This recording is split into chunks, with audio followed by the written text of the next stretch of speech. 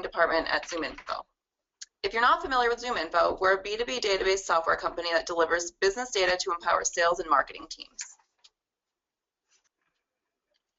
Salesfusion is a full-feature marketing automation platform that combines all key functions that B2B marketers use on a day-in and day-out basis. Before we get started, I wanted to address a couple of items. First, if you have a question, ask us on Twitter using the hashtag ZoomInfoSalesfusion, or you can ask us using the GoToWebinar chat. Also, we'll be emailing everyone a recording of the webinar within 48 hours, so make sure you look out for that.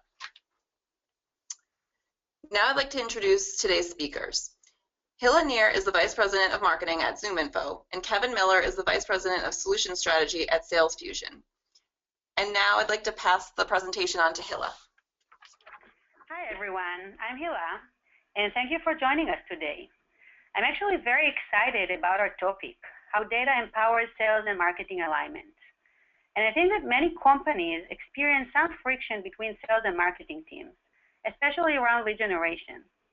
Today, we would like to talk about how to use data to align sales and marketing, how to balance between sales and marketing needs, the impact data has in marketing automation systems, and then we'll finish with some key takeaways. So this is a booth poster we used at one of the recent conferences we sponsored. It was one of the most successful posters we have ever had. People actually stopped and took selfies in front of our booth. It generated a lot of comments and conversations, and I'm sure that some of you are smiling or nodding right now. And that's because this is a real problem on our day-to-day, and solving it can improve everybody's success. Some of the friction comes from basing decisions on perception rather than basing decisions on data. Data can come in different shapes and forms. These are a few nice data points to start with.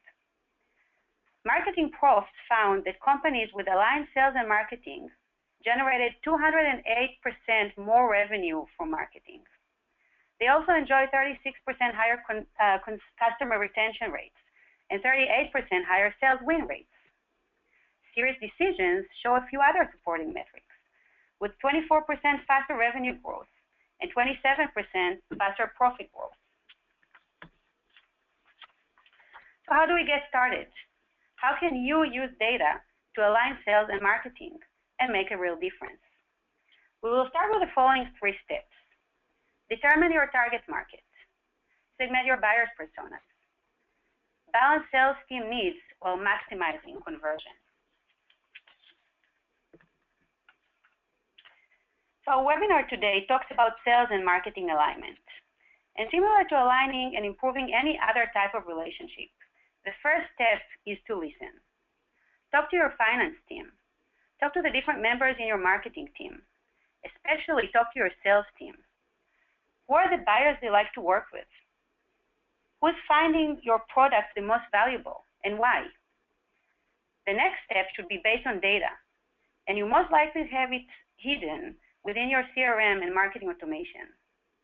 Analyze your CRM and marketing automation database. Who are your top performing customers? Which leads are the most active? Which are the biggest deals? Which ones buy and close fastest? Segment your buyers' personas. This is a very important step. Once you have identified your target market, the next step is to turn all this data into different buyers' personas. Buyers' personas are the profiles of your best customers. When I'm working with my team on building or updating our buyers' personas, we always try to think about them as real people. What are their goals? What does success mean to them? What problems are they trying to solve? Always remember that you're trying to market and sell to an individual in their day-to-day job with their own challenges and goals for success. Base your marketing strategy on your buyers' personas. Send personalized and relevant messages to your contacts. Fuel your funnel with more contacts matching these personas, making sure you're routing the right leads to your sales team. By understanding your buyers' personas, you'll improve your marketing campaigns. If your messages are relevant, you'll have a higher engagement rate on your campaigns.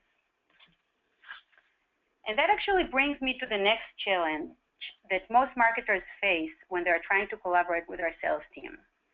Your sales team probably wants as much information as they can possibly get from leads. However, marketers know that the longer the lead generation form, the lower the conversion rate and accuracy are.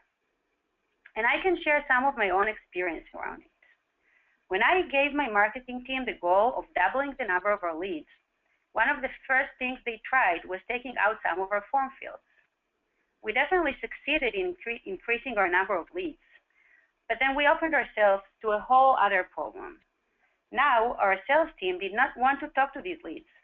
Without some relevant infographic information, they didn't want to waste their time. Well, since we're a technology company, we solved our own problem by developing a new product. And really what you want to do is shorten your lead generation forms while still collecting the information you need without asking for it. A B2B database provider such as ZoomInfo will have products that allow you to shorten your lead forms while still gathering important demographic and firmographic information. Fill in incomplete data points directly into your system. Filter out bad leads from flowing through to your sales funnel. Determine if the lead were submitted with inaccurate or missing information. And our experience was not a unique one. Here are a couple of other interesting market statistics. Marketing Sherpa found that 68% of B2B businesses use landing pages to garner new sales leads.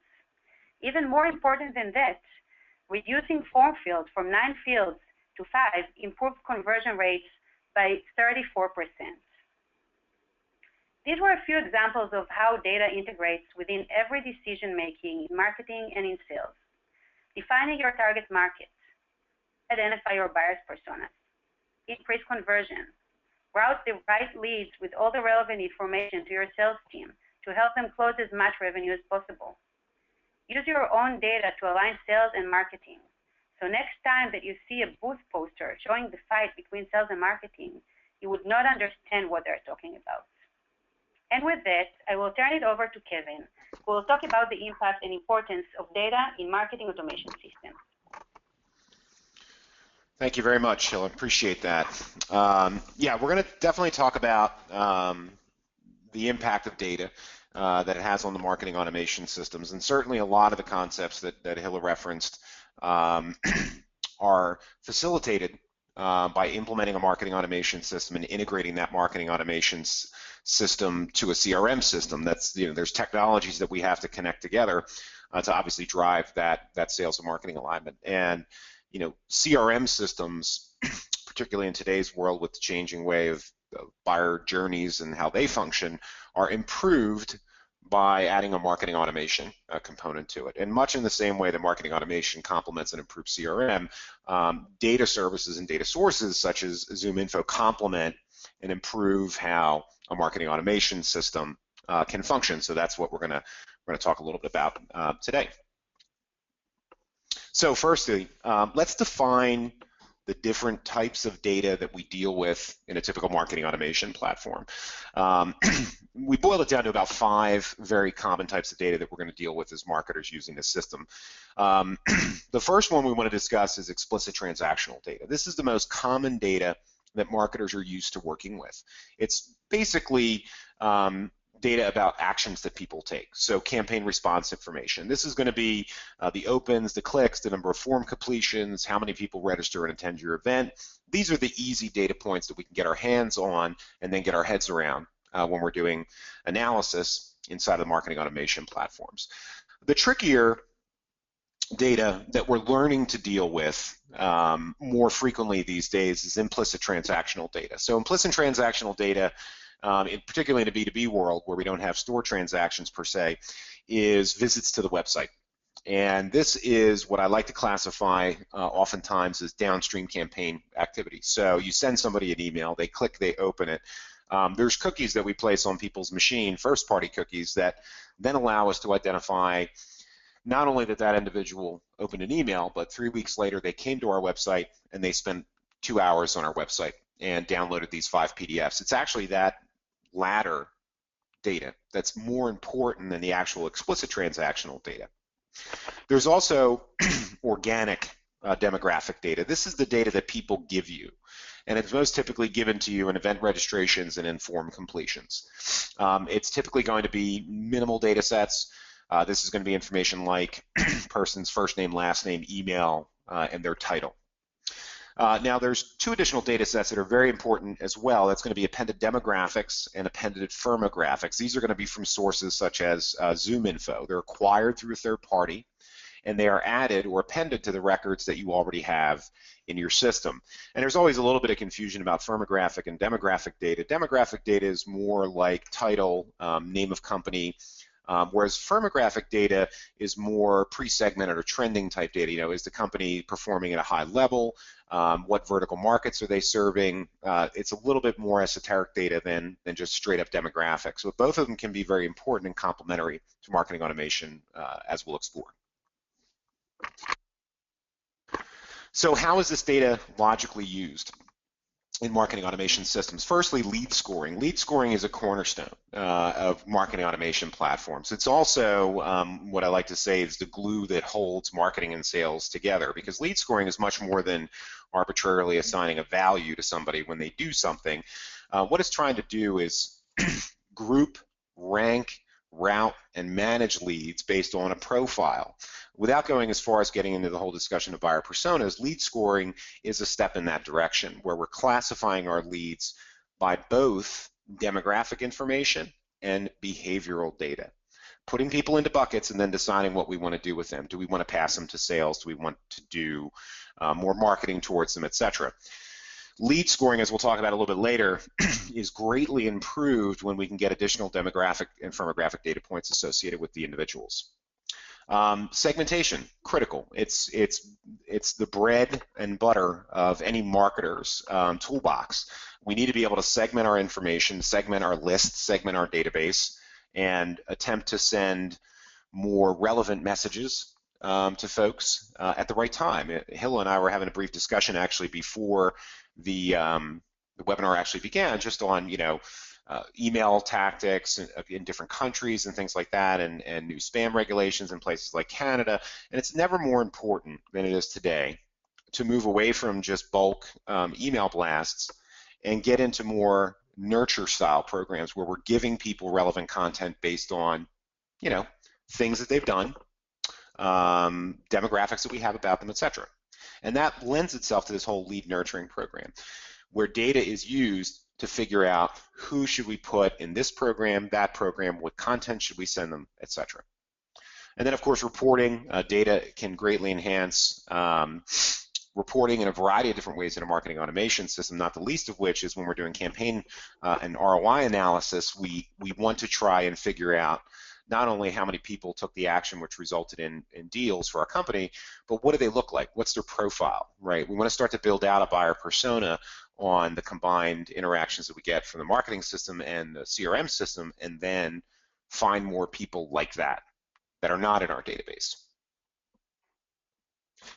So a lot of sales marketing alignment, we can also define that as lead to revenue process. We oftentimes do call this a lead to revenue process, but you can also insert the word sales and marketing alignment here. What we're looking at is a graphical representation of pretty much what a lead to revenue process looks like in most B2B organizations that have marketing automation and CRM installed. We want to bring people into our website first and foremost, regardless of what anybody tells you, how many different channels they're using, if they're using social, if they're using direct mail, if they're using telemarketing. At the end of the day, most B2B companies want people to come to your website. And once we get people into their website, we want to present them with high value content that entices them to volunteer information, to fill out a form, even if it's just basic information. We call this information explicit transactional data, right? So this is where in that process, we're getting people to enter that information, to give that information to us, okay? As we move through the process, we start to then look at what happens when the data comes into the marketing automation platform. So somebody fills out a form, they are now a lead record in the marketing automation system. We may or may not pass that data to CRM, but this is where we may start to think about appended demographic and firmographic information for a couple of reasons. Number one, we may ask very few questions on our forms when we go to fulfill an asset. Let's say we're doing an infographic and we only ask for somebody's email address and first name and last name. We may not have enough information about them yet to decide whether or not they should go to sales, but we certainly have enough information to begin a conversation with them, perhaps put them into a nurture program. But again, we may want to go out and append additional data about that record before we put them into a nurture program. Because if we're building things like buyer personas, and let's say we've got a very basic buyer persona model where it says you're an economic buyer, you're a feature buyer, etc. If we get that person's title and the type of company, we may put them down a completely different nurture program than if we didn't have that information. We don't want to put everybody into one generic bucket of nurture programs. We want to be much more pinpoint specific. And this is where this data, the type of data that comes from ZoomInfo, can be extremely, extremely valuable to an organization. And as we continue to move through the process, when leads do make their way into the CRM system, this is where everything really kind of comes together, because now what we're doing is we're looking at all the historical marketing data that we've captured, relating that to when somebody becomes an opportunity in the CRM system, looking perhaps at more firmographics in addition to transactional information to start to get much more detailed buyer personas, which can help us drive additional marketing programs, cross-sell programs, or what is most often the case, we want to go out and find people like the people that just bought our stuff. So, the nuts and bolts, how does the data that we've talked about, how does it improve marketing automation? First of all, in lead scoring, lead scoring itself is going to use a combination of the data types we talked about. Actually, it's pretty much going to use all the data types we talked about. Profiles that we create in lead scoring, are you a gold, a silver, a bronze? Are you a hot lead, a cold lead, a warm lead? The profiles that we create and name inside of the lead scoring system are going to be made much more accurate when we combine both demographic and firmographic with behavioral data. It's a known fact. If we can get both of those data sets together, working together, we're going to have very accurate lead scoring profiles.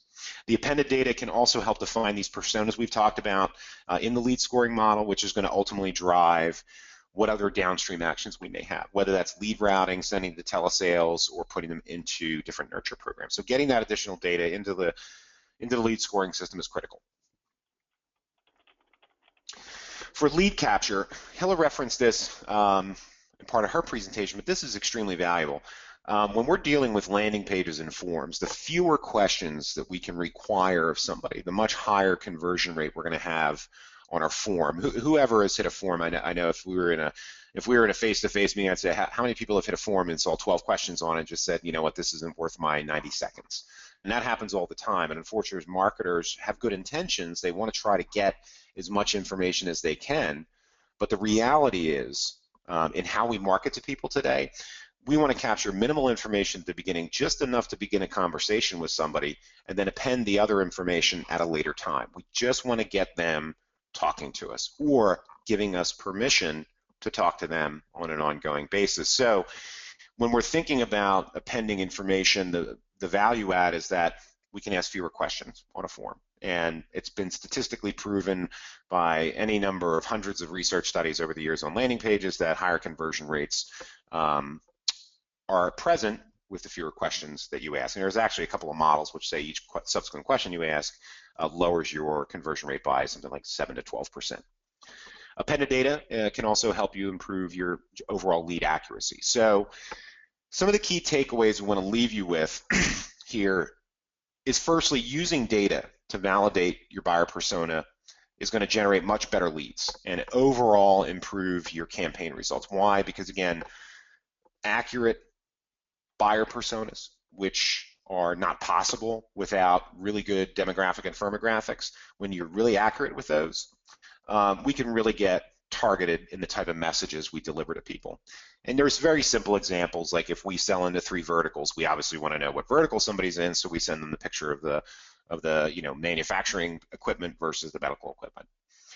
Insight into your data, it can absolutely stop the fight between sales and marketing. It help use to balance the needs of both teams. So what do we mean by that? So the data itself, first of all, the marketing data that we generate organically in the system is going to be able to be presented to sales in the CRM system so that they can see what marketing is doing.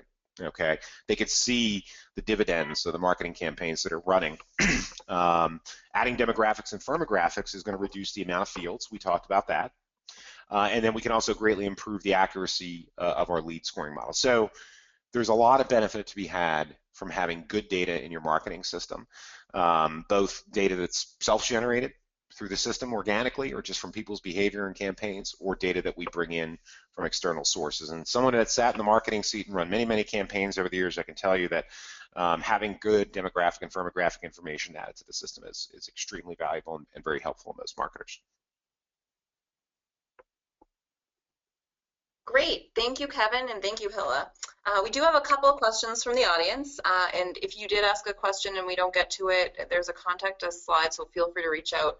But we'll start with, can you provide us with a case study example as to how you've used data in a campaign to generate quality leads for the sales team and improve marketing campaign results at the same time?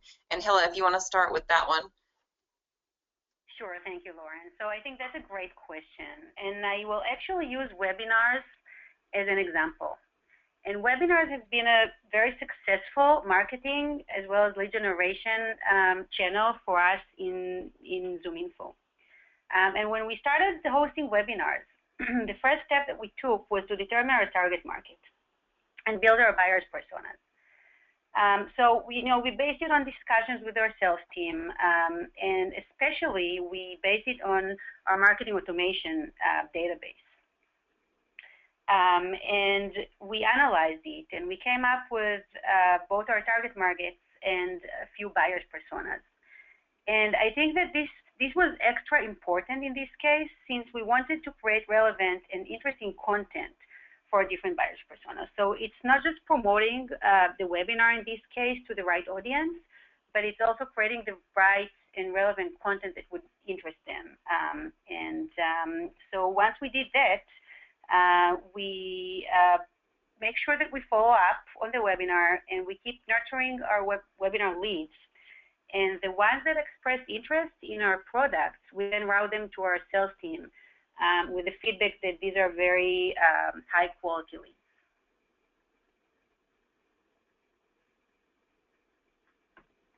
Great. Thank you, Hilla. And then Kevin, this one is for you. How is marketing automation priced? Is it per user or based on database size? Yeah, that's a great question, and it's most typically going to be based on the size of your database. Now, when we say size of your database, typically we're talking about if we think about individual leads and or contacts in your database, which is normally, when you first start with a marketing automation system, it's going to typically be a subset of what you have in your CRM. Most people are beginning with marketing automation having had a CRM system already installed, and if you had 50,000 names in your CRM system, then we may want to bring all of those people over into the marketing automation system so that we can actively market to them. Know that in many cases, the CRM databases are just a mess, right? So, I mean, and there's usually very few restrictions on how data goes into a CRM system, what fields are required, et cetera. So CRM databases are a messy beginning to using marketing automation, which is why we almost always direct people to go out and get your databases cleaned up, whether you're going out and doing external appends from something like a ZoomInfo, or you're doing email validation, et cetera. But you're going to begin with that. And because marketing automation systems are built by the size of your database, you want to make sure that the data you're bringing over or putting in the system is of good value. So again, it goes back to the point of how external data can help the marketing automation system. It can help by making sure that you're getting what you're paying for. Great. And Kevin, there's another one for you. How is data appended to an existing database in Salesfusion? So there's a number of different ways you can do it. The most common way is if you bring if you're getting your lists cleaned or your database cleaned. So let's say we had a list of 20,000 people in the system. Usually we'll do an export of the key fields that we want for each record: first name, last name, title, etc. Maybe there's 10 or 15 fields that we want to export, and we put that into a file. And at that point, if I was going to do an external append, we would take that CSV file and we would submit that to someone like a ZoomInfo who could do appending of that. So filling in, basically at that point, you're filling in the missing pieces, and they'll typically key in on an email address. So you may want to think about maybe doing an email validation first, and then once you've done that, then send it out to an append where we can fill in the gaps or even get data that we don't have in the system. Once you have that, you'll get another CSV file back basically.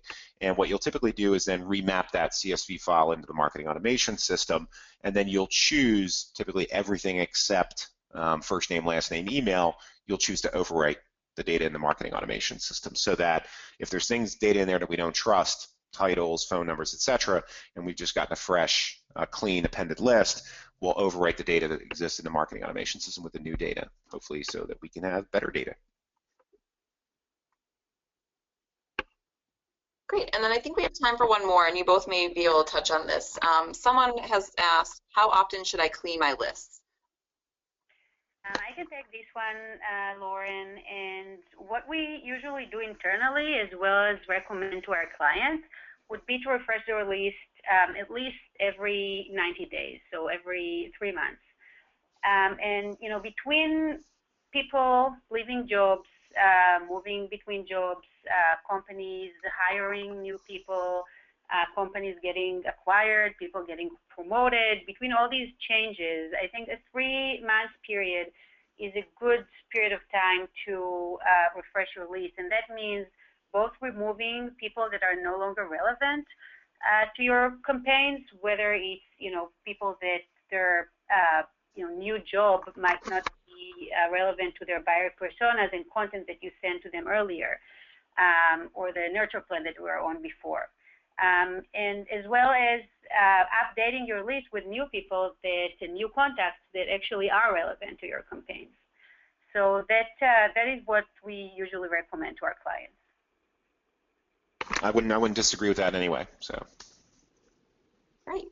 Well, thank you both. And then our contact information is on this last slide. So if anyone has any additional questions, please feel free to reach out to ZoomInfo at b2bdata@zoominfo.com and Salesfusion at sales@salesfusion.com. And we wanted to thank you all very much for attending this afternoon's webinar.